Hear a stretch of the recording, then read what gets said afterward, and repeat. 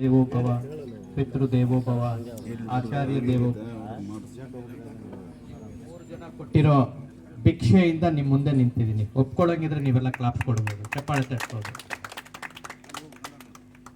ಈ ಬೋರ್ಡ್ ನೋಡುವಾಗ ನನಗೇನು ಅನ್ನಿಸ್ತಾ ಇದೆ ಅಂದರೆ, ಸರ್ವೇ ಜನೋ ಸುಖಿನೋ ಭವಂತು ಸರ್ವೇ ಸಂತು ನಿರಾಮಯ. ಹೌದಾ? ಇಲ್ಲಿ ಇಷ್ಟು ಜನ ನಾವು ಸೇರಿದ್ದೀವಿ ಅಂದರೆ ಆ ಒಂದು ವಾಕ್ಯಕ್ಕೆ ಅರ್ಥ ಬರ್ತಾ ಇದೆ ಅಂತ. ವೇದಿಕೆ ಮೇಲೆ ಉಪಸ್ಥಿತರಿರುವ ಎಲ್ಲ ಗಣ್ಯಾತಿ ಗಣ್ಯರಿಗೆ ಹಾಗೂ ನೆರೆದಿರ್ತಕ್ಕಂಥ ಎಲ್ಲ ಸಭಿಕರಿಗೆ ನನ್ನ ಪರವಾಗಿ ಮತ್ತು ಸಂಘಟನೆಯ ಪರವಾಗಿ ತುಂಬು ಹೃದಯದ ಅಂತರಾಳದಿಂದ ವಂದನೆ ಹಾಗೂ ಅಭಿನಂದನೆಗಳನ್ನ ಹೇಳಕ್ಕೆ ಇಷ್ಟಪಡ್ತೀನಿ. ಕರ್ನಾಟಕ ರಾಜ್ಯ, ಭಾರತ ದೇಶ, ಅಂತಾರಾಷ್ಟ್ರೀಯ ಮಟ್ಟದಲ್ಲಿ ಹಲವಾರು ಕಾರ್ಯಕ್ರಮಗಳಲ್ಲಿ ನಾನು ಭಾಗವಹಿಸಿದ್ದೀನಿ. ಈ ತರಹ ಒಂದು ಕಾರ್ಯಕ್ರಮ ಮೊಟ್ಟ ಮೊದಲನೇ ಬಾರಿಗೆ ನಾನು ನೋಡ್ತಾ ಇದ್ದೀನಿ, ಅದು ಮುದಗಲ್ನಲ್ಲಿ. ಸಂಘಟಕರಿಗೆ ಮತ್ತು ಸಭಿಕರಿಗೆ ನಾನು ತುಂಬು ಹೃದಯದ ಧನ್ಯವಾದ ಹೇಳಕ್ಕೆ ಇಷ್ಟಪಡ್ತೀನಿ. ಏನಿದು ಪಾರಂಪರಿಕ ಯೋಗಕ್ಷೇಮ? ಬಹಳಷ್ಟು ಮಂದಿರ, ಮಸೀದಿ, ಚರ್ಚು, ಗುರುದ್ವಾರಕ್ಕೆ ಹೋಗಿದ್ದೀವಿ ನಾವು, ಒಂದು ವಿಶ್ವಾಸದ ಮೇಲೆ ಭಗವಂತ ಇದ್ದಾನಂತ. ಇದು ಒಂದು ದೇವಸ್ಥಾನ, ಇದು ಒಂದು ಮಂದಿರ, ಆರೋಗ್ಯ ಮಂದಿರ ಅಂತ ಹೇಳ್ತೀನಿ. ಈ ಆರೋಗ್ಯ ಮಂದಿರದಲ್ಲಿ ಯಾರೇ ಬರಲಿ ಆರೋಗ್ಯವಾಗಿ ಹೊರಗೆ ಹೋಗ್ತಾರೆ. ನಾನು ಮೆಹಬೂಬ್ ಭಾಯಿ ಅವ್ರ ಬಗ್ಗೆ ತಿಳ್ಕೊಂಡಾಗ ಆಶ್ಚರ್ಯಚಕಿತನಾದೆ. 4 ರಿಂದ 5 ಸಾವಿರ ಜನಗಳಿಗೆ ಥೆರಪಿ ಮಾಡಿದ್ದಾರೆ. ನಾವು 4 ರಿಂದ 5 ಸಾವಿರ ಜನಗಳು ನೋಡೋದು ಕಷ್ಟ ಇದೆ.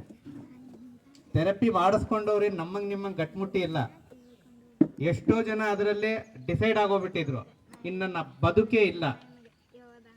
ಬದುಕೇ ಇಲ್ಲ, ಇಲ್ಲಿಗೆ ಅಂತ್ಯವಾಗಿದೆ ಅಂತ ಅನ್ನೋ ಸಂದರ್ಭದಲ್ಲಿ ನಮ್ಮ ಮೆಹಬೂಬ್ ಭಾಯಿ ಅವರು ಅವರಿಗೆ ತಮ್ಮ ಸ್ವಂತ ಖರ್ಚಿನಲ್ಲಿ, ಮತ್ತೊಮ್ಮೆ ಏನು ಹೇಳ್ತಾ ಇದ್ದೀನಿ, ತಮ್ಮ ಸ್ವಂತ ಖರ್ಚಲ್ಲಿ ಅವ್ರಿಗೆ ಥೆರಪಿ ಮಾಡೋ ಮುಖಾಂತರ ಪುನರ್ಜನ್ಮ ಕೊಟ್ಟಿರುವಂತಹ ಈ ವ್ಯಕ್ತಿಗೆ ಮತ್ತೊಮ್ಮೆ ಜೋರು ಚಪ್ಪಾಳೆ ಬರಲಿ, ಇಡೀ ಮಾನವ ಕುಲಕ್ಕೆ ಸಹಾಯ ಆಗಲಿ ಅಂತ ಥೆರಪಿ ಮುಖಾಂತರ ಅವರು ಬಹಳಷ್ಟು ಜನಕ್ಕೆ ಹೆಲ್ಪ್ ಮಾಡ್ತಾ ಇದ್ದಾರೆ. ಅದರಲ್ಲಿ ಒಂದು 800 ರಿಂದ 1000 ಜನ ಅಂತೂ ಸದಾ ಚಿರಋಣಿ ಅವ್ರಿಗೆ. 24 ಗಂಟೆ ಅವರು ಸದಾ ಸಿದ್ಧ. ಯಾಕೆ? ಅವರು ಅನಾರೋಗ್ಯದಲ್ಲಿದ್ರು, ಅವ್ರಿಗೂ ಆರೋಗ್ಯ ಕೆಟ್ಟಿತ್ತು. ಅವ್ರು ಹೇಳಿದ್ರು ಅವರ ಒಂದು ಸ್ಪೀಚಲ್ಲಿ, ನನ್ನನ್ನು ಇಬ್ರು ಎತ್ಕೊಂಡು ಹೋಗ್ಬೇಕಾಗಿತ್ತು.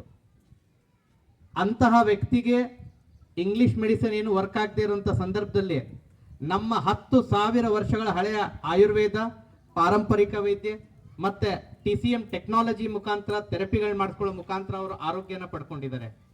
ಅಲ್ಲಿಂದ ಅವರ ಏಕೈಕ ಉದ್ದೇಶ, ಗುರಿ ಏನಂದ್ರೆ, ಸಮಾಜದಲ್ಲಿ ನನ್ನ ಸುತ್ತಮುತ್ತ ಇರೋರು ಯಾರು ಕೂಡ ಅನಾರೋಗ್ಯದಿಂದ ಬಳಲಬಾರ್ದು. ಎಲ್ಲವೂ ಸಿಗ್ತದೆ, ಕೊನೆಗೆ ಆರೋಗ್ಯ ಕಳ್ಕೊತೀವಿ. ಆ ಆರೋಗ್ಯನ ಪಡ್ಕೊಳ್ಳೋಕ್ಕೆ ದುಡ್ದಿರೋದೆಲ್ಲ ಮತ್ತೆ ನಾವು ಅಲ್ಲೇ ಹಾಕ್ತೀವಿ. ಸೊ ಈ ಸುಸಂದರ್ಭದಲ್ಲಿ ಬಹಳ ಅದೃಷ್ಟವಂತರು ನಾವೆಲ್ಲ. ಈ ಒಂದು ಪಾರಂಪರಿಕ ಯೋಗಕ್ಷೇಮ ಮತ್ತೆ ವೆಲ್ನೆಸ್ ಸೆಂಟರ್ ಅಲ್ಲಿ ಏನಂತ ಥೆರಪಿಗಳು ಮಾಡ್ತಾರೆ, ಏನ್ ಸಿಸ್ಟಮ್ ಇದೆ, ಯಾವ ತರ ನಾವು ಆರೋಗ್ಯನ ಕಾಪಾಡ್ಕೋಬಹುದು. 2 ತರ ಇದೆ ನೋಡಿ. ಮೊದಲನೇದು ಆರೋಗ್ಯ ಕಾಪಾಡ್ಕೊಳ್ಳೋದು, ಅಂದ್ರೆ ರೋಗ ರುಜಿನಗಳನ್ನ ಬರ್ದೇ ಇರೋಂಗೆ ತಡೆ ಹಿಡಿಯೋದು. 90% ನಾವೇನ್ ಮಾಡ್ತೀವಿ, ಬೆಳಿಗ್ಗೆ ಎದ್ದು ವಾಕಿಂಗು, ಸ್ವಿಮ್ಮಿಂಗು, ಸೈಕ್ಲಿಂಗು ಎಲ್ಲವೂ ಮಾಡಬೇಕು. ಎಷ್ಟು ಜನ ಮಾಡ್ತೀವಿ ನಾವು? ಎಷ್ಟು ಜನ ಪ್ರಾಣಾಯಾಮ, ಯೋಗಾಸನ ಮಾಡ್ತೀವಿ? ಎಲ್ಲರಿಗೂ ಗೊತ್ತಿದೆ ಮಾಡಬೇಕು ಅಂತ. ನಮ್ಮ ಬೆಂಗಳೂರಲ್ಲಿ ಕೇಳಿದ್ರೆ ಬೇಕಾದಷ್ಟು ರೀಸನ್ಸ್ ಕೊಡ್ತಾರೆ ಅದಕ್ಕೆ. ಬಟ್ ಮಾಡ್ಬೇಕಾ? ಹೌದು, ಮಾಡಲೇಬೇಕು. ಯಾರಿಗೆ ಮಾಡಕ್ಕಾಗಲ್ಲ, ಇಲ್ಲಿ ಒಂದು ಕೆಲವೊಂದು ಥೆರಪಿಗಳಿದಾವೆ, ಕೆಲವೊಂದು ಡಿವೈಸ್ಗಳಿದಾವೆ. ಆ ಡಿವೈಸ್ ಥೆರಪಿ ಮುಖಾಂತರ ಅವರ ಬ್ಲಡ್ ಸರ್ಕ್ಯುಲೇಷನ್ ಇರ್ಬೋದು, ಅವರ ಒಂದು ವೈಯಕ್ತಿಕವಾಗಿ ದೇಹದ ಅನಾರೋಗ್ಯದ ಸಮಸ್ಯೆಗಳೇನೆ ಅದನ್ನ ನಾವು ಹೊರಗೆ ತರಬಹುದು. ಇಂತಹ ಬಹಳಷ್ಟು ಥೆರಪಿಗಳು, ಬಹಳಷ್ಟು ಡಿವೈಸ್ಗಳ ಮುಖಾಂತರ ಆರೋಗ್ಯನ ಕಾಪಾಡ್ಕೋಬಹುದು. ಬಂದಿದ್ರೆ ಅವ್ರಿಗೆ ರೋಗ ರುಜಿನಗಳು ಅವರ ಇಂಗ್ಲಿಷ್ ಮೆಡಿಸಿನ್ ಜೊತೆಯಲ್ಲೇನೆ, ಯಾಕಂದ್ರೆ ಆಲ್ರೆಡಿ ಅದಕ್ಕೆ ಅಡಾಪ್ಟ್ ಆಗಿರ್ತಾರೆ ಅವರು.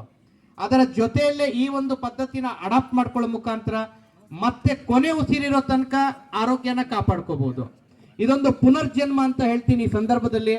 ಈ ಮುದಗಲ್ ಗ್ರಾಮಕ್ಕೆ, ಈ ಜನತೆಗೆ ಒಂದು ಗಿಫ್ಟ್, ಭಗವಂತ ಕೊಟ್ಟಿರೋ ಗಿಫ್ಟ್ ಏನಂದ್ರೆ ಆರೋಗ್ಯನ ಕಾಪಾಡ್ಕೊಳ್ಳಕ್ಕೆ. ಭಾರತ ದೇಶಕ್ಕೆ ಮೊಟ್ಟ ಮೊದಲನೇದಾಗಿ ಇದು ದಕ್ಷಿಣ ಭಾರತಕ್ಕೆ ಬಂದಿದೆ, ಕರ್ನಾಟಕಕ್ಕೆ. ಬೆಂಗಳೂರು, ಮೈಸೂರು ಬಿಟ್ರೆ ನೆಕ್ಸ್ಟ್ ಬಂದಿರೋದೇ ನಮ್ಮ ಮುದಗಲ್ಗೆ. ಎಷ್ಟು ಅದೃಷ್ಟವಂತರಲ್ಲ. ಈ ಕಾರ್ಯಕ್ರಮ ಆದ್ಮೇಲೆ ಪ್ರತಿಯೊಬ್ರು ಅವ್ರನ್ನ ಕಾಂಟ್ಯಾಕ್ಟ್ ಮಾಡಿ, ಅವ್ರನ್ನ ಸಂಪರ್ಕಿಸಿ, ಹೇಗೆ ನಾವು ರೋಗ ಮುಕ್ತ ಜೀವನ ನಡೆಸಬಹುದು, ಹೇಗೆ ನಮ್ಮ ನೋವು ನಿವಾರಣೆ ಮಾಡಬಹುದು. ಇದೊಂದು ರೋಗ ನಿವಾರಣೆ ಜೊತೆ ನೋವು ನಿವಾರಣಾ ಕೇಂದ್ರ ಕೂಡ ಆಗಿದೆ.